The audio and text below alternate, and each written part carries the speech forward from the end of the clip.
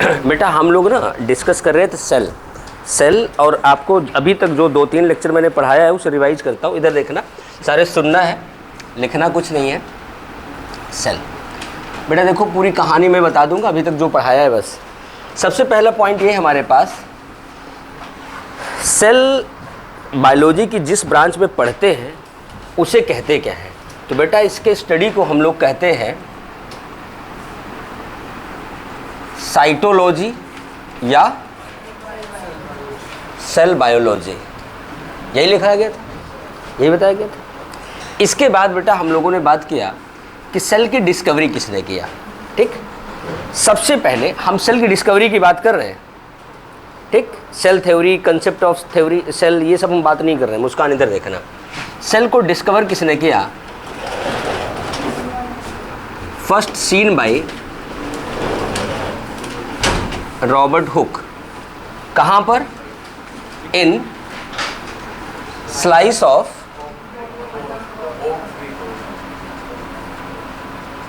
Okay tree, या इसका पूरा नाम क्या है? Quercus suber. क्या नाम है बोटेनिकल नाम? Quercus suber. इन्होंने देखा क्या था? इन्होंने अपने माइक्रोस्कोप से जब इसको देखा, इनको यहाँ पे खाली डिब्बे मिले हनी बी के छत्ते की तरह। ठीक, और उन्होंने कहा there are little compartments, little room. और लिटिल कंपार्टमेंट को हम लोग उस समय ग्रीक की भाषा में कहते थे सेलुला, जिसकी इंग्लिश होती है सेल, जो आज हम पढ़ते हैं हिंदी होती कोशिका। ठीक, अब नहीं। ठीक बेटा, जो खाली जगह है इसे हम लोग कहते हैं कमरा, रूम। रूम का मतलब सेल, जिसका ग्रीक लैंग्वेज में होता है सेलुला। ठीक बेटा, ध्यान देना, इसमें हमें खाली जगह दिख रही है और कुछ है नहीं। मतलब अभी तक हम लोगों ने जो पढ़ा है, हम लोगों के हिसाब से ये होना चाहिए कि अगर ये सेल है जिसमें न्यूक्लियस हो, माइटोकॉन्ड्रिया हो, प्लास्टिड हो, गोल्गी बॉडी हो, लेकिन यहाँ कुछ दिख नहीं रहा है, तो आपको बता दें वाकई इसमें कुछ नहीं था। जो हुक साहब ने सेल खोजा था, ये सेल एक्चुअल में केवल बाउंड्री थी, सेल वॉल। एक्चुअल में केवल क्या थी? Cell wall. इसमें सेल ऑर्गेनली एब्सेंट थी। तो रॉबर्ट हुक द्वारा डिस्कवर सेल को हमने बोल दिया था नॉन लिविंग।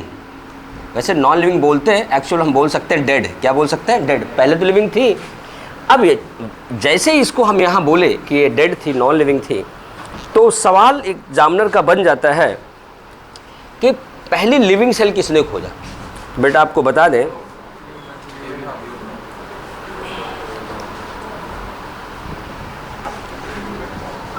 इधर देखना,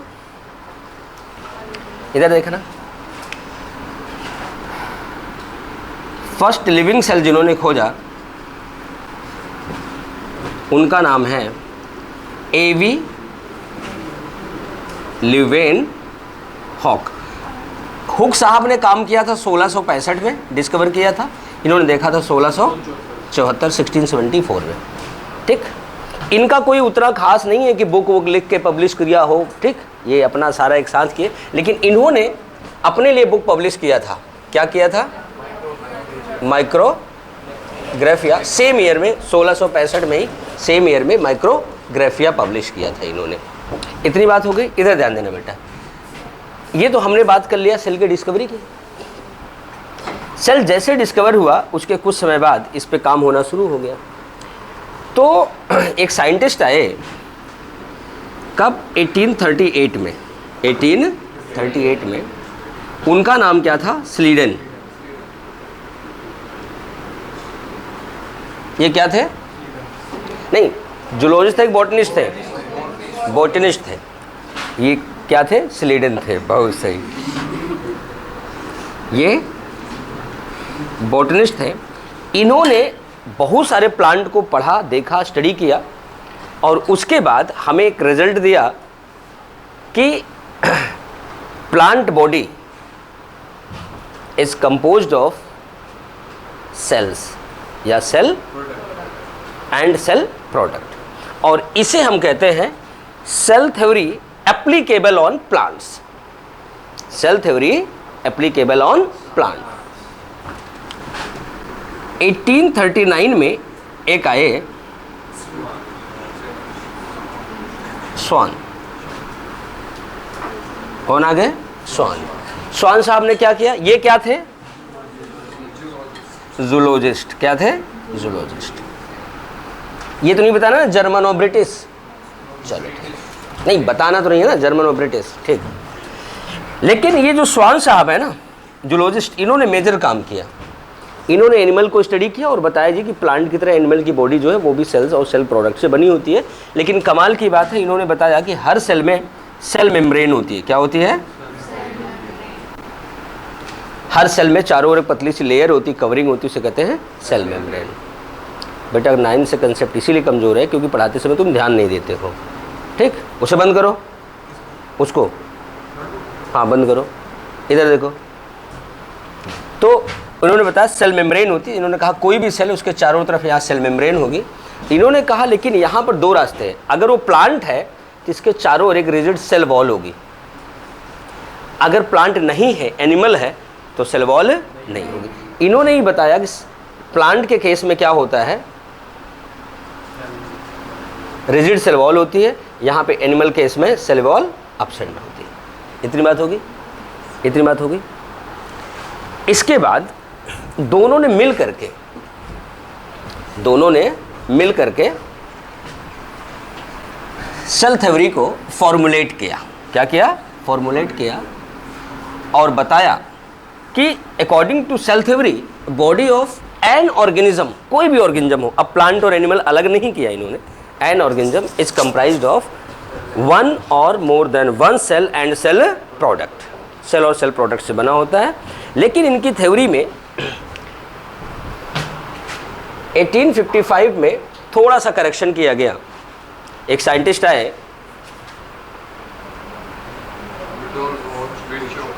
विर्को, रुडोल्फ विर्को। विर्को साहब ने क्या बताया? ओमनी सेलुला ई सेलुला, अर्थात cells arises from pre existing cells. इस वैसे इसे हम लोग सेल लाइनेज थ्योरी कहते हैं, बट लाइनेज वर्ड आपके लिए ज़रूरी नहीं, इसलिए मैं बताया नहीं था। तो इन्होंने कहा ओमनी सेलुला ई सेलुला, कोई भी सेल जो है वो पहले से प्रेजेंट सेल से होती है। और इस बात को आप देख सकते हो, जब हमारी बॉडी की ग्रोथ होती है तो पहले जो सेल है वही डिवाइड कर करके और बहुत सारी सेल बनाती है, हम बड़े हो जाते हैं। हमारा जो, वो तुम्हारा टॉपिक नहीं है। नहीं, सेल थ्योरी में जो था कि डिवीजन के बारे में कुछ बताया ही नहीं गया था, बस इतना बताया गया था सेल होती है। अब बेटा सेल, पहली सेल कहाँ से आई ये हम पढ़ेंगे ओरिजिन ऑफ लाइफ में, वो +2 के सिलेबस में है, वो पूरा चैप्टर है, ठीक, ध्यान देना। एक्चुअल में सिलेबस जब रिवाइज हुआ था 99 या 2000 में, उसके पहले क्या था, ओरिजिन ऑफ लाइफ, इकोलॉजी और जेनेटिक्स +1 में थे, एनिमल फिजियोलॉजी प्लांट फिजियोलॉजी +2 में थे। उसके बाद वो डाल दिए गए। वैसे मैं भी मानता हूँ ओरिजिन ऑफ लाइफ होना चाहिए +1 में, बेशक बच्चों को ना समझ में आए लेकिन होना चाहिए, क्योंकि फालतू के सवाल तो नहीं उठेंगे, बच्चा पढ़ तो लेगा, उसके मन में जो सवाल आते रहते, बवंडर आता रहता है, वो तो नहीं आएगा, सही है कि नहीं, बेचारा परेशान रहता है, ठीक। इधर ध्यान देना कि इन्होंने कहा कोई भी सेल है पहले से प्रेजेंट सेल से बनती है। हमारी बॉडी जब ग्रो करती है, हमारा जब घाव भरता है, वाउंड हीलिंग होती है, जो पहले सेल है वही डिवाइड करके दुनिया बनाती है। बात को समझ रहे हो ना? इधर नहीं, इधर लिखा हुआ है रुडोल्फ विर्को, ठीक, ध्यान देना। तो अब ये दोनों चीज़ें मर्ज हो गई कि कोई भी ऑर्गेनिज्म की बॉडी सेल से बनी है, सेल प्रोडक्ट से बनी, और उसकी सेल डिवाइड करके नया सेल बना सकती है। लेकिन यहाँ पर आपको आया exception of cell theory, except virus. ये जो अभी हमने बोला वो वायरस पे लागू नहीं होती, समझ गए? सेल थ्योरी वायरस पे लागू नहीं होती, क्योंकि वायरस के बारे में आपको पता है कि वायरस क्या होते हैं। वायरस होते हैं, हंसने की बात नहीं, ये बात मैंने नहीं, एक साइंटिस्ट ने बोला था। जब वायरस, आपको पढ़ाऊंगा सेकंड चैप्टर्स में बताऊंगा, जब वायरस के बारे में काम हुआ, पूरा सेमिनार वगैरह हुआ, तो एक साइंटिस्ट आए, उन्होंने बताया, उन्होंने सिर्फ इतना बोला, viruses are virus, virus virus होते हैं। और ये बात बड़ी हाईलाइट हुई। साइंटिस्ट कौन थे वो बताऊंगा बाद में।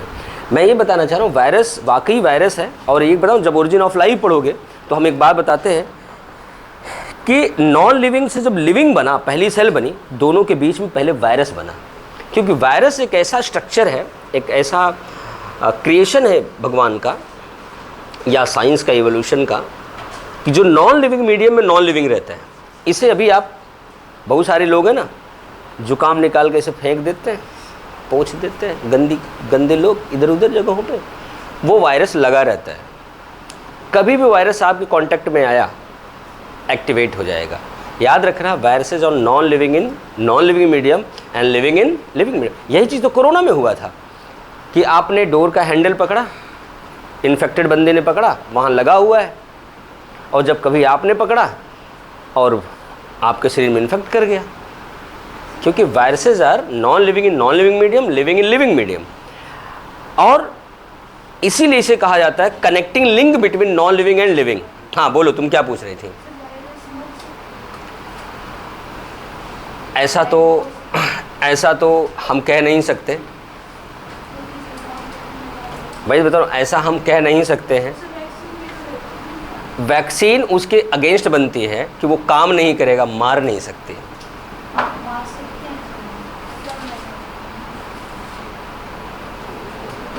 वैक्सीन उसको, देखो बेटा, वैक्सीनेशन पढ़ाऊंगा, वैक्सीनेशन भी आप में है, वैक्सीन भी पढ़ाऊंगा, उसमें बताऊंगा वैक्सीन कैसे काम करे। जब आप वैक्सीन डालते हो तो जो बेटा वैक्सीन डालते हो ना, एक्टिव इम्यूनिटी होती है, किसी पैथोजन के अगेंस्ट एंटीबॉडी बनाती है। तो प्रोटीन्स क्या करते हैं, सिर्फ एंटीजन को ऐसे बाइंड कर लेते हैं, बाइंड कर लिया, अब इनएक्टिव हो गए, अब आपकी बॉडी में इफेक्ट नहीं कर सकते। दूसरा मैक्रोफेज सेल आएगी, इसको खा जाएगी। तो बेटा कंसेप्ट है, बस स्नैच होता है। अब ऐसा तो है नहीं कि आपने 10th पास किया, छोड़ो यार, बीच में बोल लफड़े हैं, हमें आप MD की डिग्री दे दो, हम नीट वगैरह निकालते रहेंगे बाद में, ऐसा थोड़ी होता है। तो हम लोग स्टेप वाइज स्टेप चलेंगे, ठीक? चलो ध्यान देना, इम्यूनिटी और ओरिजिनल ऑफ, हाँ कभी तक, जब उनको लिविंग मीडियम मिलेगा सर्वाइव कर जाएंगे।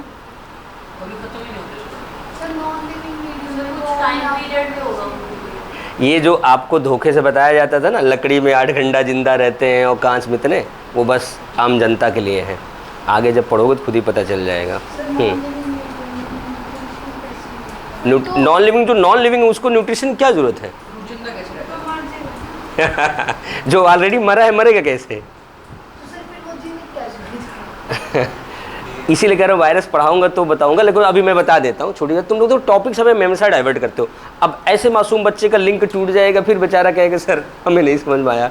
तो थोड़ा सा बच्चों का भी ख्याल रखा करो, तुम लोग तो सीनियर पर्सनालिटी हो चुके हो।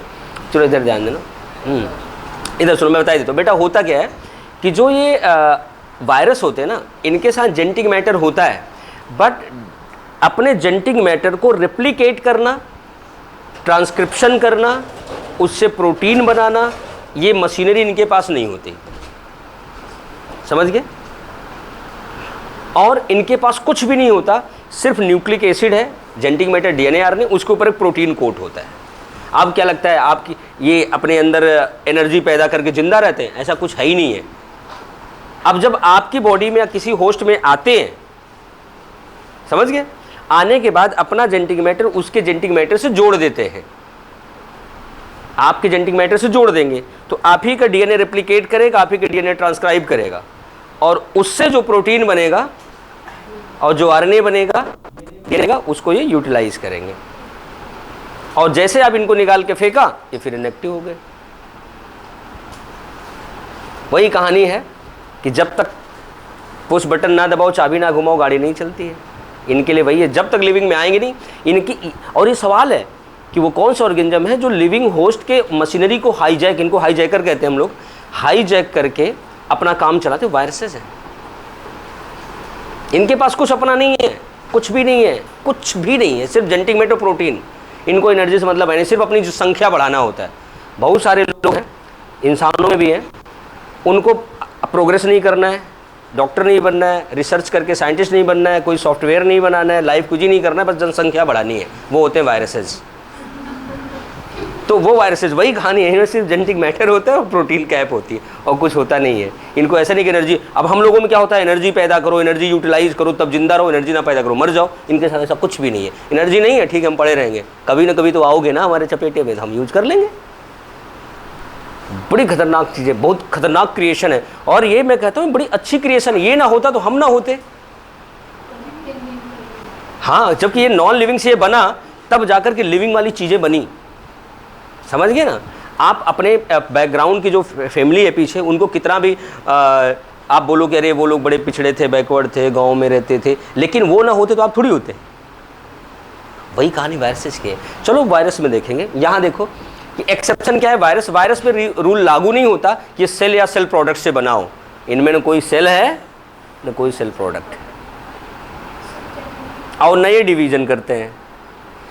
बेटा जेनेटिक मैटर तो बोला नहीं, सेल एंड सेल प्रोडक्ट। इनमें न माइटोकॉन्ड्रिया है, इनमें न गोल्गी बॉडी है, इनमें कुछ नहीं, सिर्फ प्रोटीन कोट है और आरएनए है। आरएनए प्रोटीन कोट से घिरा हुआ है, बस हो गया, कुछ भी नहीं है।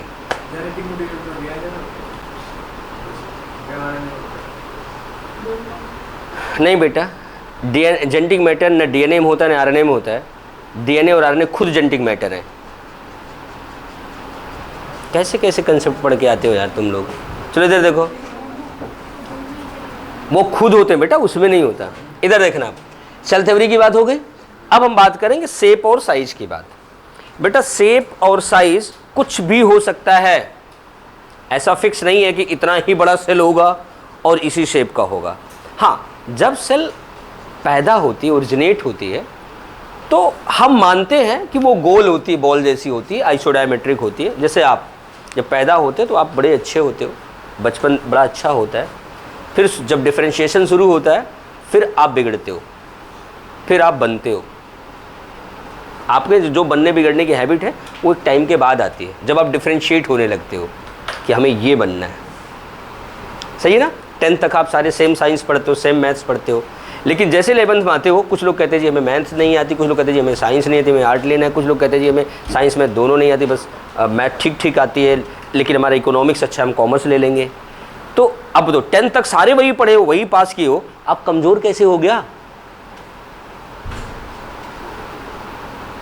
ये आपके ब्रेन के साथ गेम होता है, समझ गए ना? तो ये अब आप डिफरेंशिएट होना चाहते हैं, क्योंकि आपको हमें जो बनाना होता है। अब देखो बेटा, आप किसी मोटिवेशन लेक्चर में जाओ जो किसी संस्थान का प्रमोटर हो, आप आईटी पीएमटी वाले मोटिवेशन में जाओगे तो आपको डॉक्टर इंजीनियर कितनी इंपॉर्टेंस बताएंगे, आपको छोड़ यार मुझे डॉक्टर इंजीनियर ही बनना है। अगर आप कॉमर्स वाले के सेमिनार में जाओगे तो ऐसा बताएगा भाई साहब सीए से बड़ा दुनिया में कोई होता नहीं, कॉमर्स बड़ा स्कोप का ही नहीं है। आप आर्ट वाले में जाओ तो वो बता देगा भाई साहब दुनिया का सबसे पावरफुल चीज़ आईएएस होता है, वो तो कभी मरता ही नहीं, वो अमर है, आप आ जाओ हम बना देंगे। सही नहीं?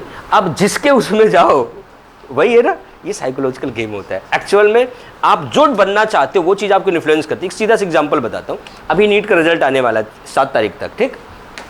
जिस दिन 7 तारीख तक आएगा, डिले हो गया, वैसे 30 के 7 के बीच में ही आ जाएगा, दिया है मैक्सिमम।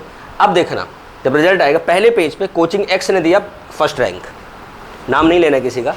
अगले पेज पे कोचिंग वाई ने दिया फर्स्ट रैंक, सेम बच्चा, सेम फोटो, सेम नाम। अगले पेज पे कोचिंग जेड ने दिया फर्स्ट रैंक, सेम बच्चा। ये कोचिंग है दिल्ली में, ये कोचिंग है लखनऊ में, कोचिंग है कोटा में, एक कोचिंग है हैदराबाद में, सेम बच्चा 4 शहरों में पढ़ता है।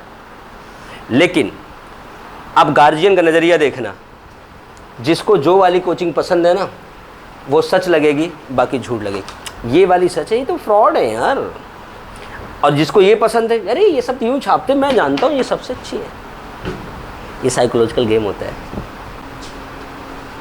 जबकि सारे फ्रॉड हैं। समझ गए ना? तो बेटा ये साइकोलॉजिकल गेम होता है। अगर मैं अभी जैसे कभी बच्चे आते हैं कि सर हमें फला सब्जेक्ट ना नहीं समझ में आ रहा है, मैं चेंज करना चाह रहा हूँ, तो बेटा क्या प्रॉब्लम? सर वैसे प्रॉब्लम तो कुछ नहीं है, बट चेंज करना का चाह रहा हूँ। ये जो प्रॉब्लम नहीं, तुम्हें सिलेक्शन लेना, कौन सी रिश्तेदारी बनानी है वहाँ पे, तो क्यों चेंज कर रहा है? ठीक। अब प्रॉब्लम सिर्फ इतनी है, जब बातचीत किया तो सर किसी ने कहा है कि वहाँ ठीक नहीं है। इसमें कौन आ गया? किसी ने कहा ना। वो किसी ने है कौन, किसी को नहीं पता है। वो किसी ने कभी साइंस नहीं पढ़ा है, वो किसी ने कभी उससे मिला नहीं है, बस ठीक नहीं है। अब आपके दिमाग में पिन हो गया। अब हमें आपको किसी पर हमें पता है कि दोनों बराबर हैं, लेकिन इसको वहाँ भी प्रॉब्लम आएगी, लेकिन हम आपको क्या बता के भेजेंगे? बेटा फलाना बहुत अच्छा है, वो रैंक दिया है, वो रैंक दिया, इतना सवाल आता है, आप जाओगे कम समझ में आएगा तो भी बैठोगे, बहुत सही यार, सर ने बड़ी सही जगह भेज दिया। ये यहाँ का गेम होता है, समझ गए ना? आपको क्या समझ में नहीं आ रहा है, आपको क्या टेंशन है, आप बड़ी मुसीबत में घिरे हो, ये यहाँ का गेम है। मेरा तो अपना एक ही कंसेप्ट है भाई, मैं सबको बता भी रखा हूँ। अभी इस समय में मैं बड़ी समस्या में चल रहा हूँ, 10 अक्टूबर तक की बड़ी प्रॉब्लम है, अभी 31 तक की बड़ी प्रॉब्लम है, उसके बाद दो समस्याएं हैं। एक बताया ना बहुत बड़ा डिस्प्यूट था, उसका हो रहा है। लेकिन देखो मेरे चेहरे पर शिकन नहीं है कि मैं ऐसे आऊँ, देखो यार पढ़ लो तुम लोग, मेरा दिमाग ख़राब चल रहा है, मैं बाद में कर दूंगा, आज जो समझ में आया ठीक है, वरना नहीं। ऐसा मैंने किया नहीं किया उस स्टाइल में। क्यों? मेरा कंसेप्ट है, अगर समस्या है तो दो विचार देखो। अगर ये समस्या है, समस्या का सोल्यूशन है, तो हमें डरना नहीं है, क्योंकि समस्या का सोल्यूशन है। समस्या हमारा क्या बिगाड़ेगी? अगर सोल्यूशन नहीं है तो हमें डरना नहीं, हम कुछ बिगाड़ेंगे नहीं, अब जो बिगाड़ेगी वही बिगाड़ेगी। समझ गए ना? तो इसलिए घबराना नहीं है। तो चलो आगे देखते हैं। हिमांशी को ये बात भी नहीं समझ में आई होगी, आगे इधर देखो। अब हम बात करें शेप और साइज की। शेप कुछ भी हो सकता है, साइज भी कुछ। देखो हम लोग सारे ह्यूमन है ना, अब इस क्लासरूम में साइज देखो अलग अलग है। कुछ लोग अच्छे साइज वाले हैं और कुछ लोग एवरेज साइज वाले हैं, कुछ लोग बिना साइज के भी बैठे हैं। हाँ। तो मतलब various shape and size, various shape and size होती है। अब सवाल देखते हैं हम लोग। चलो वेरियस शेप साइज की बात हो, लेकिन कुछ आप वैल्यू बता सकते हो किसी का डायमीटर या साइज? चलो मुस्कान, हम ये बात कर रहे हैं, मुस्कान से पूछ रहा हूँ, जो ह्यूमन आरबीसी है उसका डायमीटर कितना होता है?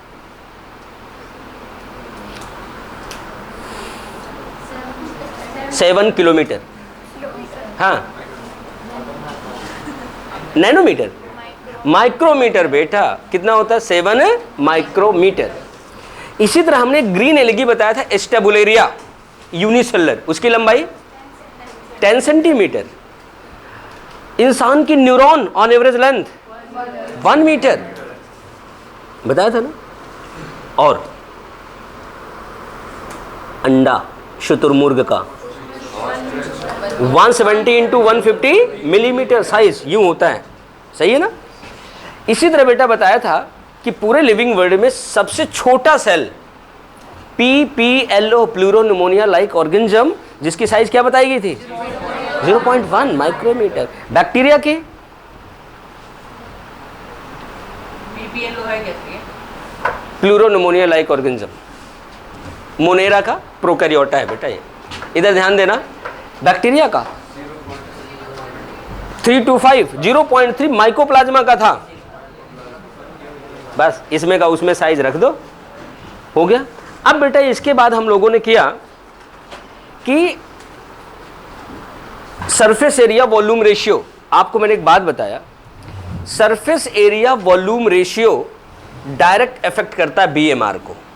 बेटा जिसका सरफेस एरिया वॉल्यूम रेशियो ज़्यादा होगा उसका बीएमआर ज़्यादा होगा, उसको एनर्जी की ज़्यादा ज़रूरत पड़ेगी, खूब ज़्यादा खाना खाएगा, खूब ज़्यादा एनर्जी कंज्यूम करेगा, और उसका हार्ट बीट भी ज़्यादा होगा, उसकी ब्रीथिंग भी ज़्यादा होगी, और उसके बॉडी से हीट लॉस भी ज़्यादा होगा। अब सवाल है सरफेस एरिया वॉल्यूम रेशियो ज़्यादा किसका होगा? जिसकी शरीर छोटी होगी। अब ध्यान देना, जिसकी शरीर छोटी होती है या दुबली पतली होती है, आप बात करते हो यार तू कुछ खाया कर, खाता बहुत है और शरीर में नहीं लगता, ये लाइन सुने ना? क्यों? क्योंकि उसका बीएमआर ज़्यादा है यार, उसका हीट लॉस ज़्यादा है, उसको और खाना पड़ेगा तब बचत होगी। और बेटा हीट लॉस वाली बात को याद रखना, आगे काम आएगी, कि जो आप कभी भी ठंडे इलाकों में जाओ, पोल की ओर जाओ जहाँ बर्फ़ पड़ी है, वहाँ पर लाइफ आपको नहीं दिख रही है, कुछ कुछ लाइफ है, वहाँ पर आपको ना छोटे मैमल्स, छोटे एनिमल्स नहीं मिलेंगे। पोल पे पोलर बेयर मिलता, पोलर रैट नहीं मिलता। पता क्यों? क्योंकि शरीर छोटी है तो हीट लॉस ज़्यादा है, कितना मेंटेन करेगा हीट प्रोडक्शन? याद रखना, ये लाइन है, आपके पीएमटी का सवाल भी है कि जो साइज से छोटे एनिमल्स हैं वो पोल पे नहीं पाए जाते। क्यों? क्योंकि वहाँ पर टेम्परेचर कम है और वहाँ पे उसका हीट लॉस ज़्यादा है, उतना मेंटेन ही नहीं कर पाएगा। आप अपना देखो, आपकी बॉडी टेम्परेचर और आपके घर में छोटा बेबी जो है, आप उसका बॉडी टेम्परेचर देखना, आपसे थोड़ा फालतू होता है, उसका हार्ट बीट आपसे फालतू होता है, उसका ब्रीथिंग रेट आपसे फालतू होता है, उसके हीमोग्लोबिन की ऑक्सीजन बाइंडिंग कैपेसिटी आपसे ज़्यादा होती है, आरबीसी में हीमोग्लोबिन और नंबर ऑफ आरबीसी बॉडी में ज़्यादा होता है। ये सब बता रखा है मैंने ब्लड में। चलो आगे बढ़ते हैं। इसलिए फिर गलत है। हाँ जिससे ये गलत है। क्या लीवर ज़्यादा होना से ये गलत है। सही है बेटा, नहीं ज़्यादा नहीं तो उनका काम कैसे चलेगा। सुनो आगे, अब हम बात करेंगे टाइप ऑफ सेल्स की। हमारे पास दो तरह की सेल्स हैं, एक है प्रोकैरियोटा, एक है यूकैरियोटा। अब सुनना, प्रोकैरियोटा मतलब प्रिमिटिव न्यूक्लियस। प्रिमिटिव न्यूक्लियस क्या है? जिसमें न्यूक्लियर मेम्ब्रेन नहीं है, अर्थात कहने को न्यूक्लियस है बट न्यूक्लियस नहीं है, सिर्फ जेनेटिक मैटर है, न्यूक्लियस के जैसा मान लेते हैं, न्यूक्लियोइड कह देते हैं। ठीक। दूसरा यूकैरियोट, जिसमें वेल डेवलप्ड न्यूक्लियस है। जैसे आप सोचो, अब मैं न्यूक्लियस के मेम्ब्रेन की बात करता हूँ, आप हो आराम से अपना वेल ड्रेस्ड हो, आप कहीं जाते हो, एक आप जो अति रिमोट एरिया में जहाँ ट्राइब्स हैं उनको आप देखना, हो सकता है ऊपर कपड़ा ना हो, नीचे केवल एक कपड़ा लपेट रखा हो, तो आप दोनों में फ़र्क क्या है? आप वेल डेवलप्ड हो, सिविलाइज्ड हो, अभी वो ट्राइब्स हैं, यही कहोगे ना, प्रिमिटिव लोग हैं वो। उसी तरह बेटा जहाँ न्यूक्लियस में मेम्ब्रेन पूरा डेवलप हो गया वह वेल डेवलप्ड हो गई। जहाँ पे न्यूक्लियस में न्यूक्लियर मेम्ब्रेन नहीं है उसे हम क्या कहते हैं? प्रिमिटिव कहते हैं, प्रोकैरियोटा कहते हैं। समझ गए? लेकिन हमने देखा, अब देखो, अब आप उस ट्राइब की बात करो, जंगल में जाओगे तो आपको अच्छे घर नहीं मिलेंगे, जो अच्छे से बाउंड्री हो, अच्छे से पेंटिंग हुई हो, मिलेगी? नहीं मिलेगी, झोपड़ी सी बना कर रखेंगे। उसी तरह जो प्रोकैरियोटिक हैं वहाँ पर मेम्ब्रेन बाउंड वाले कोई ऑर्गेनली नहीं मिलेंगे।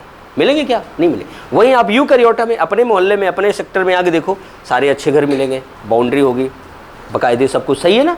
तो उसी तरह यूकैरियोट में बेटा membrane bound nucleus, membrane bound organelle है, और प्रोकैरियोटा में बिना मेम्ब्रेन वाला न्यूक्लियस और बिना मेम्ब्रेन वाले ऑर्गेनली होते हैं, मेम्ब्रेन वाले पाए ही नहीं जाते। हो गई?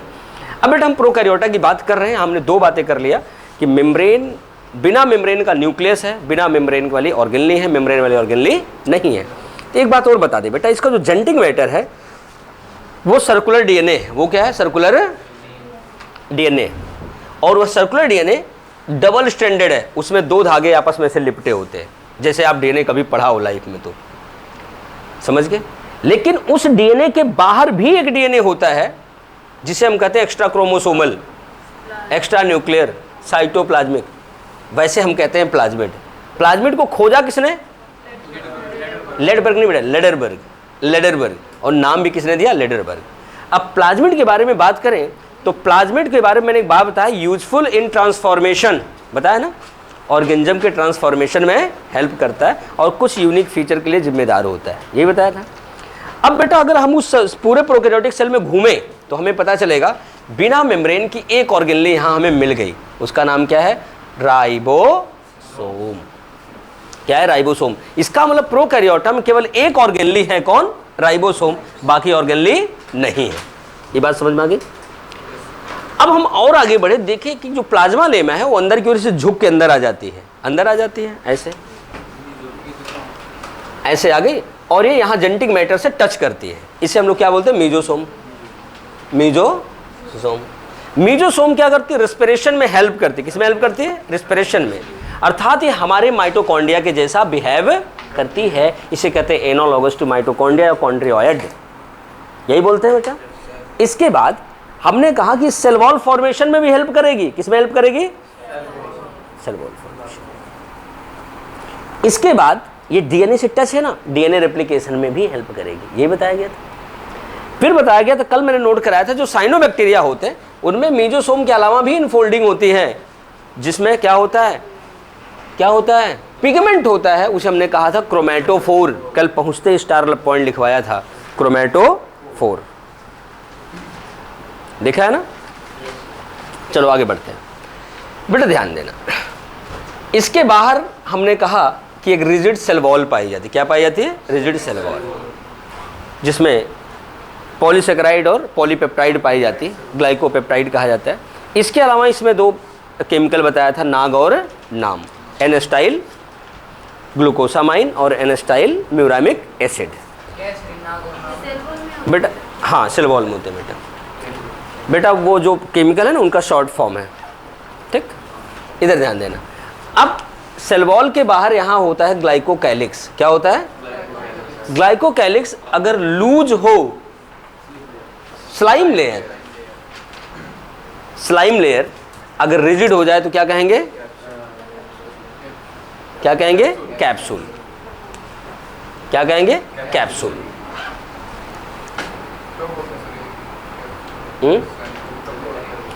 जब लूज हो, लचीली हो तो स्लाइम लेयर, जब रिजिड हार्ड हो जाए तो उसे क्या कहेंगे? कैप्सूल। ऐसा नहीं कि जब मर्जी लूज जब मर्जी हार्ड, ऐसा नहीं होता। कुछ बैक्टीरिया में, कुछ प्रोकैरियोटा में स्लाइम लेयर के फॉर्म में पाया जाता है लूज में, और कुछ में हार्ड फॉर्म में पाया जाता है कैप्सूल। और जहाँ कैप्सूल होता है उसे हम लोग कहते हैं कैप्सुलेटेड, जहाँ नहीं होता उसे क्या बोलते हैं? Non capsulated. और एक बात बता दें, कैप्सुलेटेड होना इनके लिए वरदान है, हमारे लिए नुकसानदेह है। कैप्सूल का मतलब एक रिजिड बाउंड्री, सही है ना? और जो इंसान अपने चारों ओर एक रिजिड प्रोटेक्शन रखता है, इंसान की बात कर रहा हूँ, हर तरह से सिक्योर है, वो किसी को भी परेशान कर सकता है, सही है ना? और इस बात से एक बात ध्यान रखना, अच्छा लग रहा था, इधर ध्यान देना, दिख रहा है? हाँ अब दिख रहा होगा इसको, लक्षिता को। मैं कह रहा जिसके चारों रिजिड बाउंड्री है वो किसी को भी परेशान कर सकता है। उसी तरह बेटा कैप्सुलेटेड बैक्टीरिया जो होते हैं ज़्यादातर पैथोजेनिक होते हैं, बीमारी कॉज करने वाले होते हैं। जो इंसान प्रोटेक्टेड नहीं होता, कमज़ोर होता है, देखो किसी से लड़ाई झगड़ा नहीं करता, वो किसी को नहीं परेशान करता। और आप देखना, आप पढ़ने आए हो, जा रहे हो, कुछ नहीं छेड़ते, और जो बच्चे घूम रहे हैं जिनको लगता है कि हमारी बहुत बड़ी फ्रेंड सर्कल है, वो आपसे किसी से भिड़ जाते हैं, देख लेंगे भाई आ जाइए पार्किंग में, पहला कोई नहीं आया, पीट के वापस चला गया, वो अलग बात है, सही है कि नहीं? तो वो एक उनको फील होता है ना हमारे पीछे प्रोटेक्शन है। उसी तरह बेटा जहाँ कैप्सूल है, कैप्सुलेटेड है, ये मैं आपको एक ट्रिक बता रहा हूँ कि पैथोजेनिक ज़्यादातर क्या होते हैं? कैप्सुलेटेड होते हैं। ज़्यादातर आपके समाज में एंट्रोपी या गलत चीज़ें कौन क्रिएट करता है? बाहुबली, जिनके चारों प्रोटेक्शन है। बात को समझो, वो बैक्टीरिया हैं। क्यों? पूरी रामायण खत्म हो गई, ये पूछ रही हैं ये गांव में ही बोलते हैं, सही कह रहे, गांव में ही फालतू के सवाल चलते हैं हाँ बेटा सुनो इधर, हिमांशी सुनो इधर, बेटा मशीन लेकर आया करो, नहीं तो थप्पड़ मारूंगा। सर आपने क्या आपने ये नहीं। बोला था कि हमारे सेल्स भी रिजिड होते हैं, या फिर इसीलिए बोल रहे थे? बेवकूफ वगैरह है क्या ये? 5 बार बुलाया हूं, सुनो सुनो सुनो, तब तो ड्रामा चल रहा है, तब तो ड्रामा चल रहा है, तो कहां समझ में आएगा? बेटा लेके आया करो सिस्टम, अगर है प्रॉब्लम तो। इधर देखो, मैं बोल रहा हूं सुनो, तो ड्रामा में बिजी हो, बेटा कोई वो थिएटर ज्वाइन कर लो। इधर देखना, मैं कहा कि ये बैक्टीरिया है, इसके चारों ओर रिजिड वॉल है, जिसके ओर रिजिड वॉल है वो किसी को परेशान कर सकता है। तो मैंने कहा कि जो रिजिड वॉल वाले कैप्सुलेटेड बैक्टीरिया हैं वो पैथोजेनिक होते हैं। किसी ने नहीं पूछा पैथोजेनिक क्या होता है? जो डिजीज कॉज करे, इसका मतलब ये पैथोजेनिक है तो बीमारी कॉज करता है, तो हमारे लिए हार्मफुल हुआ कि नहीं? हमारे में बीमारी कॉज करेगा कि नहीं? इसमें पूछने का क्या है? बेटा जब हमारा मन सुनते समय यहाँ नहीं रहता, मन में और कुछ चल रहा होता है, तो हमें प्रॉब्लम ऐसी ही आती है। क्यों? इंसान को टीबी नहीं होती? ये और बड़ा ज्ञानी आ गया बेटा जब बीमार होते हैं, तुमने कभी बुखार हुआ ना? होता है। बुखार कहाँ से आया है? कोई इन्फेक्शन हुआ होगा, माइक्रोब आया होगा, तो माइक्रोब तुम्हारे बॉडी में आया तभी तो हुआ ना। और जो बुखार कॉज करने वाला है या कोई बीमारी कॉज करने वाला है, वो इतना मजबूत है कि उसका आप कुछ बिगाड़ नहीं सकते, तभी वो आपको बीमारी कॉज कर रहा है। अगर आप उसका बिगाड़ लेते तो आपके अंदर क्यों आता? अब इनको पूछना है हमारे अंदर कैसे आया? भाई इन्फेक्शन के थ्रू आया। नहीं, इससे दूर रहना, नहीं तो आसानी से आ सकता है। बेटा एक बात ध्यान रखना, क्लास में, विशेष तौर से मेरी क्लास में, सवाल पूछना तो रिप्लाई सुनने के लिए अलर्ट रहना। बाकी लोगों के तरीके नहीं हो, अच्छा ठीक है नहीं सुन रही, आगे बढ़ जाओ। सवाल पूछा तो मैं जवाब दूंगा, इसलिए सुनो। अब सवाल पूछ करके आप ड्रामे करने लगो ना, तो बेटा मेरे से बर्दाश्त नहीं होता। ठीक, ये कुछ ही लोग हैं जिनको क्लास में लंबी लंबी छोड़ना है, ये करेंगे, वो आपके लिए वो करेंगे, करना कुछ नहीं है। उसके बाद 2 साल बाद आप पलट के नहीं जाओगे। तो भाई वो वाला काम नहीं है। सवाल पूछो तो सुनो आंसर, वरना मत पूछो, वरना फ़ायदा ही क्या, बाकियों का भी डिस्टर्ब कर रहे हो। समझ गए ना? सर टीबी की फुल फॉर्म बताना। बेटा सारे डॉक्टर्स को पता है पेशेंट को छोड़ के। चलो आगे देखते हैं। अब ट्यूबरकुलोसिस मतलब बेटा टीबी, ठीक। इधर देखना, टीवी नहीं, हाँ इधर, हाँ इधर देखना, आप सारे सुनो। अब क्या है,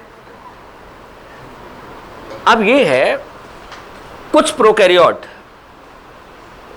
प्रोकैरियोट जिनमें एक लंबी सी ऐसे हमने फिलामेंटस स्ट्रक्चर देखी। इसका नाम क्या है? फ्लैजेलम। क्या नाम है? अब क्या बोलोगे, फ्लैजेलम कैसा होता है? फिलामेंटस होता है, फिंगर लाइक होता है, ठीक। अब इसका जो बाहरी भाग यहां से यहां तक फैला है, इसे क्या कहेंगे? और जो यहां पर दबा हुआ है, हुक है, रॉबर्ट हुक नहीं है। और जो अंदर है, इसका नाम क्या है? Basal body. इसका नाम बेसल बॉडी क्यों है? बॉडी मतलब तो बॉडी, बेसल मतलब बेस, बेस बनाती है ना फ्लैजेला, इसलिए इसका नाम बेसल बॉडी हो गया। आगे बढ़ते हैं। फ्लैजेला का काम क्या है? मूवमेंट क्रिएट करना, लोकोमोशन में हेल्प करना। अगली चीज, फ्लैजेला एक स्पेशल टाइप की प्रोटीन से बनी है, फ्लैजेलिन प्रोटीन। आपको बताया गया इसके अलावा भी कुछ ऐसे पिली पाई जाती है, उन्हें क्या वो किस प्रोटीन से बनी होती है? पिलीन। और इस पिली के अलावा यहां पर ऐसे फाइब्रस हेयर लाइक स्ट्रक्चर होती है, उन्हें क्या बोलते हैं? क्या बोलते हैं? फिम्ब्री। फिम्ब्री का काम क्या है? अटैचमेंट में हेल्प करता है। जो आपके बॉडी में बैक्टीरिया वगैरह इन्फेक्ट करते हैं, उनको अटैच होने में हेल्प करता है। बेटा मैं आपको बता दूं, बैक्टीरिया से ट्यूबरकुलोसिस होता है, बैक्टीरिया से आपको टाइफाइड नाम की बीमारी होती है, बैक्टीरिया से आपको न्यूमोनिया होता है। समझ गए कि नहीं? ये सारी बीमारी बैक्टीरियल है। बैक्टीरिया से आपको डिप्थीरिया होता है।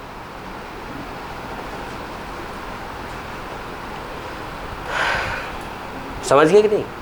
ये बेटा बैक्टीरियल बीमारियां हैं। बैक्टीरिया से आपको कॉलरा होता है, हैजा, विब्रियो कॉलरी से। ये सब हमारे एनवायरनमेंट में है, वहीं से हमें आती है। जैसे नागपाल का सवाल था, हमारी बॉडी में कैसे आती है? इन्फेक्शन से आती है, और जिसको मिलती है वही जानता है बेचारा, डॉक्टर के चक्कर काट काट के। इतनी बात हो गई। हमें लग रहा है मैंने सिर्फ इतना ही बताया था। इसके बाद हमने डिस्कस किया था राइबोसोम को। किसको किया था? अब सुनो, पहली बात, तुम तीनों अलग बैठा करो, क्लास के बाद फिर एक साथ हो जाया करो, ठीक? हाँ तुम तीनों, हाँ अब तुम भी कंफर्म कर लो, 2 तो कंफर्म कर ली, हम तीनों करके, ठीक है? ग्रुप में एक ही समझदार होता है, शायद कंफ्यूजन भी हो उसको।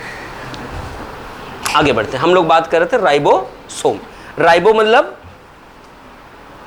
Ribo nucleic acid, RNA. सोम मतलब बॉडी। बॉडी मतलब बेटा सुनो, बॉडी क्या होती है? बॉडी मतलब होता है कुछ भी मास, जैसे छोटी सी ग्रेन्यूल है ना, वो भी बॉडी है। इतना बड़ा है, वो भी बॉडी है। परमानेंट इंसान चला गया, वो भी बॉडी है। लोग कहते हैं ना भाई बॉडी पड़ी है, मुंह दिखा दो इनको, डेड बॉडी। सुना है ना? तो फिजिक्स में आप देखना, हम लोग पढ़ते जब ना, एक बॉडी मूव कर रही है, होता है ना बॉडी, वो बॉडी कुछ भी हो सकता है बेटा, एक मास होता है। उसी तरह यहाँ राइबोसोम जो है, एक आरएनए का मास है, छोटा सा बॉडी है, दाना है, ठीक। और उसके साथ क्या जुड़ा हुआ है? प्रोटीन। क्या जुड़ा हुआ है? प्रोटीन। इसलिए इसको कहते हैं राइबो न्यूक्लियो प्रोटीन पार्टिकल। इसको पहली बार जिन्होंने ऑब्जर्व किया, उनका नाम क्या है? हाँ किसी ने बोला, क्या नाम है? पैलाडे। इसलिए इसको बोलते हैं पैलाडे पार्टिकल। क्या बोलेंगे? पैलाडे आरएनए से नहीं जुड़ा होता, आरएनए के साथ प्रोटीन जुड़ा होता है।